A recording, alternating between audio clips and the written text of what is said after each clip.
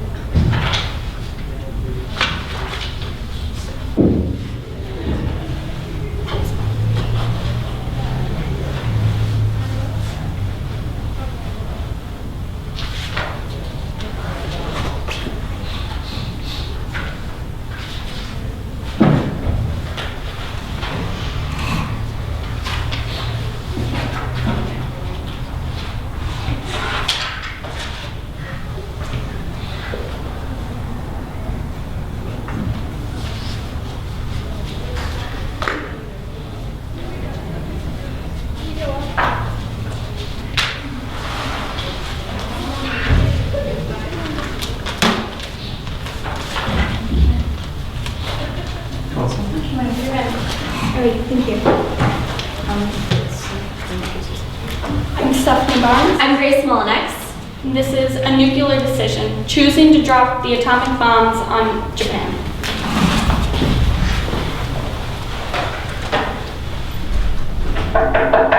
Come in. Mr. President, the Trinity test at Los Alamos ran beautifully. When we detonated Gadget, it exploded with the power of 21,000 tons of TNT. Excellent work, Groves. I knew I made the right decision putting you in charge of the Manhattan Project. We needed someone with experience, and with your excellent military background, you were the perfect choice. Lieutenant General isn't an easily obtained title. No, sir, it is not. It's been a long 2 years at Los Alamos. Your scientists have worked to serve our country in the war and develop an atomic bomb to place us ahead of the Axis powers in the arms race. We discovered not only how to split nuclear atoms, but how to harness the energy and refocus it into a weapon. Have you had any trouble concerning spies? Of course not. So we pride ourselves on our security at Los Alamos. Everyone gets extensive background checks. We monitor and delay the phone calls in case someone says anything. We make sure low clearance workers don't get to anything important. We check all mail. No coded words, nothing. Perfect. Security is imperative with an operation this delicate. That's why I couldn't give you Einstein. Those liberals can't be trusted with anything. You know, after we received information from our spies in Germany about their experimenting with nuclear powers, we knew something had to be done. Now that they're out of the game, we can refocus. Well, the other two bombs are prepared to be dropped on your order. Which is strongest? That one. It was the second atomic bomb we made at Los Alamos, so it's so much stronger than the first, or the third for that matter. The little boy's not only a great deal smaller, but he carries the force of only 15,000 tons of TNT. The fat man carries 21,000. Of course, now the question is where to drop them. Now that we've taken care of Germany, they're no longer our concern. Our next option is Japan. What did the target committee have to say when you met with them? We've come up with a few ideas: Kyoto, Hiroshima, Yokohama, Kokura Arsenal, and Nagasaki. Of course, the Emperor's Palace was an option, but we decided against it. Well, if we're looking to send a message, the Emperor's Palace is probably the best option. I mean, after a blow like that, we'll scramble. We're looking to end the war, not start a new one. Well, we need to send a message after what happened at Pearl Harbor. 2,500 people died, and those people need to be put at peace. Of course the people need peace. I'm not saying they don't, but there may very well be no need to drop two right away. We need to give them a resting period to surrender. A few days is a perfectly fine wait. If they don't decide to surrender after a blow like that in a few days, they aren't going to. U.S. people are tired of war. We're all tired of war. Truman, we have to end this. We're also tired of useless death. Look at Japan. They have cults full of kamikaze pilots just waiting to kill themselves. Obviously, people are fine with dying for their country. I'm tired of having to ask them to. Do you even know what kind of effects the nuclear power will have on these citizens? This will be the perfect test. The United States is a force to be reckoned with, and we have to prove that. At what cost? Thousands of lives? Just because they aren't our people doesn't mean they aren't human. We have no idea how many people this could kill. People could die from radiation burns, poisoning, cancer. What about the following generations? It's inhumane to even think. And putting Japanese citizens in internment camps? You call that? That was Roosevelt's project, not mine. If it's not yours, then why are they still there? You know very well why. The possibility of the spies is too great a risk. They're in there for America's protection. They're fine. Japan killed 2,500 people at Pearl Harbor. That was an act of war, and so is this. We can't go on letting them slaughter us. I'm not going to deny we need to end the war. Because if you did, you'd be wrong. We have women in the factories, single-handedly holding our economy together, and without them, we'd be worse off than we were in the Great Depression. We'd have no supplies to send to our soldiers, and we'd have lost this war before we even started. And if we use these bombs, there will be no war to worry about. Women can go home where they belong, and men can get their jobs back. If the companies let them, they can pay women less than half the wages they pay men. They'll let them. When this is all done for, everyone will be so grateful for our soldier service. They'll have to let them right back in. We at least need to give them some sort of warning. Something. Maybe they'll petition to the Emperor. Or we could drop pamphlets on the cities to warn them, like the regular bombers do. We don't have to go into detail. And put what? We're gonna wipe your city off the map if you don't comply? Not exactly. How about read this carefully, as it may save your life or the life of a relative or friend.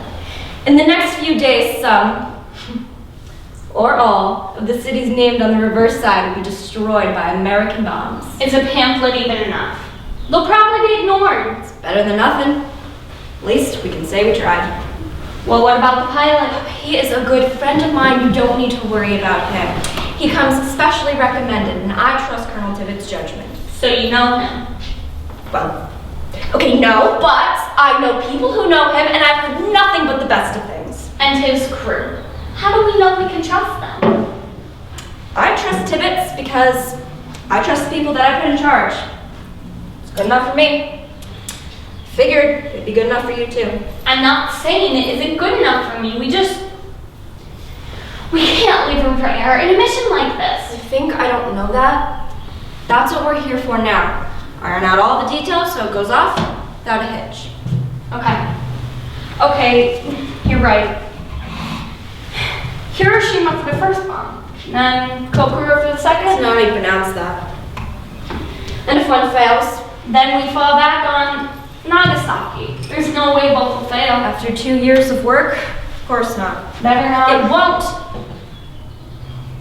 We've worked too hard for it to. You said we have the little boy and the fat man. Fat man's more powerful. Right? We drop the little boy first on Hiroshima. Give them a little taste of what they're dealing with.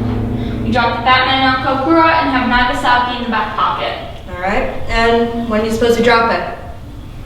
It's July now. A month gap should be sufficient. So August then. The 6th and the 9th. Yes. You do it early in the month, leaves less time for spies to get wind of our plan. Excellent. Now that we've got that taken care of, I think we're ignoring the elephant in the room. The media. How are you going to address the media? You need to get ahead of this. If you speak out after accusations and allegations, it'll just look like we've done something wrong. And if we are doing something wrong, We aren't. But if this comes across the wrong way, it could mean impeachment. You have the potential to launch the world into an entirely new age fueled by nuclear power. And the people, they don't get that yet. But they will. you're right. We need to get ahead of this. After the first bomb, I can do a televised statement, and that way the Japanese have nothing to intercept. The people need to know whether they get it or not. It's just, what could I say to justify something like this? Be honest. Tell them the truth. In early August 1945, the United States dropped 2 atomic bombs on Japan. This act was the necessary catalyst to bring a swift end to World War II. We'll be saving the lives of hundreds of soldiers.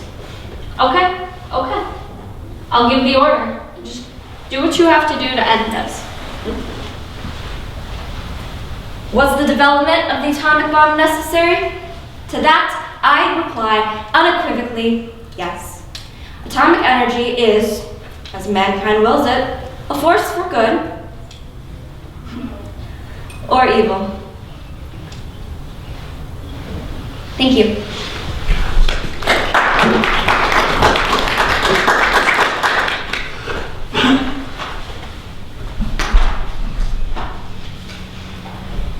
I was wondering, how did you go about writing your script? I saw you, there was a letter in particular that you talk about. We actually have it right here. So what when we would collaborate, we would make sure that we're always in the same room because we would bounce ideas off of each other. Now she is the more historical side of it. I'm the more dramatic side of it. So when we work together, it really comes together in this dramatic yet historically accurate way. So we made sure that we were always together and bouncing ideas off of each other.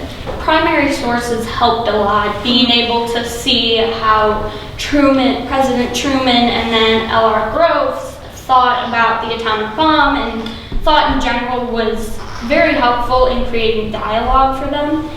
And with these are all primary sources here that we used for our script, and then for our bibliography we put them in there. What did you find most challenging about this year's theme, and then what did you find most interesting about incorporating this year's theme? Well, personally, I think the whole conflict and compromise, because they seem like 2 completely different things, it was kind of difficult to find a topic that related to both in a way, but I think our topic goes along with that very well because the conflict in it is obviously the bomb, and the fact that even to this day, a lot of people still don't exactly agree with it. And the compromise is the fact that, it did end the war, and we did it anyway. And I mean, a lot of people died, and it was incredibly tragic. But I mean, if we didn't do that, who knows how long the war would have gone on. Yeah. Thank you. Was there anything in your research that you just couldn't fit into this that you wish you could have? Well, toward the end, we were doing an assignment on the droppings of the bombs, and I did some more research into it, and I saw part of the reason that they dropped the bomb was to end the war, and obviously to end the war, but Japan had a lot of prisoners of war, American prisoners of war, and they treated them the same as the Germans treated the Jewish people in concentration camps, and that was a big factor toward why we needed to end the war so quickly.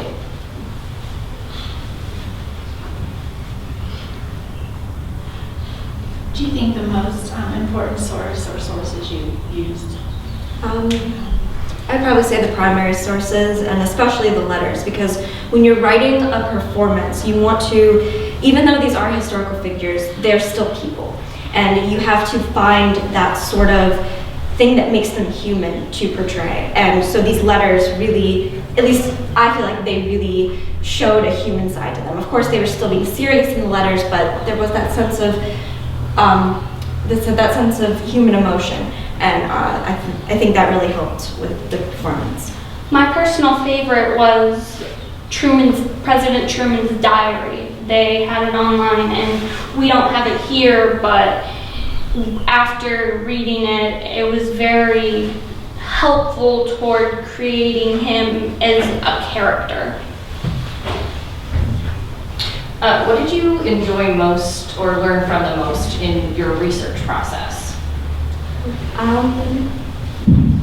I think that sometimes the people in charge, even though like they are up top, maybe don't make the best decisions, and they make mistakes, and even when they think they're doing, for the greater good, often that backfires. So that human side of it was really interesting to explore. It's hard to remember when you're doing research into things, into presidents and historical figures, that they are human. They aren't just characters you're reading about on a screen. They're human beings, and they do make mistakes. And going into it, reading all about them and being able to see into their lives as people and not characters, it was very helpful, and it was very enlightening.